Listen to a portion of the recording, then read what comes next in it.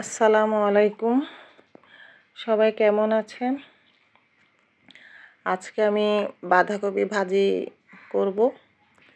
তো চলেন, সরিষার তেলের মধ্যে আমি কিছু পেঁয়াজ কুচি আর রসুন বাটা দিয়েছি, সাথে টমেটো কুচি করে দিয়েছি কিছু, সামান্য নাড়াচাড়া করব।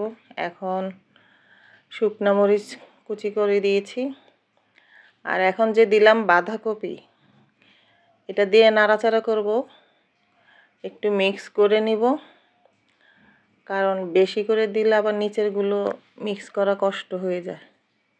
আর এই বাঁধাকপিটা আমি লবণ দিয়ে আগেই সিদ্ধ করে রেখেছি, সিদ্ধ করে ছেঁকে রেখেছিলাম। এখন বাকি বাঁধাকপিগুলো দিয়ে দিব, দিয়ে সম্পূর্ণটা একসাথে মিক্স করব, ভালো করে চারদিক থেকে মিক্স করে নিব। আর এই বাঁধাকপি ভাজিটা আমার বাসায় সবাই খুব পছন্দ করে। আর এখানে যে টমেটো কুচি দিয়েছি, এটা যে দিতেই হবে এমন কোনো কথা নেই, টমেটো কুচি ছাড়াও করা যায়। আর শুকনো মরিচ দিয়েছি, এটা আমার পরিবারের সবাই বেশি পছন্দ করে, আপনারা চাইলে কাঁচা মরিচ দিয়েও করতে পারেন। আর বাঁধাকপি ভাজিটা বেশ কিছুক্ষণ নাড়াচাড়া করতে হবে, কারণ না হলে নিচে লেগে যেতে পারে।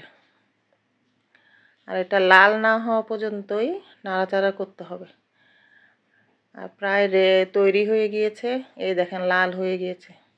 আপনারা এই ভাজিটুকু বাসায় এভাবে করে ট্রাই করে দেখবেন কেমন হয়েছে, এটা আমাকে জানাবেন। এই যে সম্পূর্ণ রেডি হয়ে গিয়েছে। ধন্যবাদ।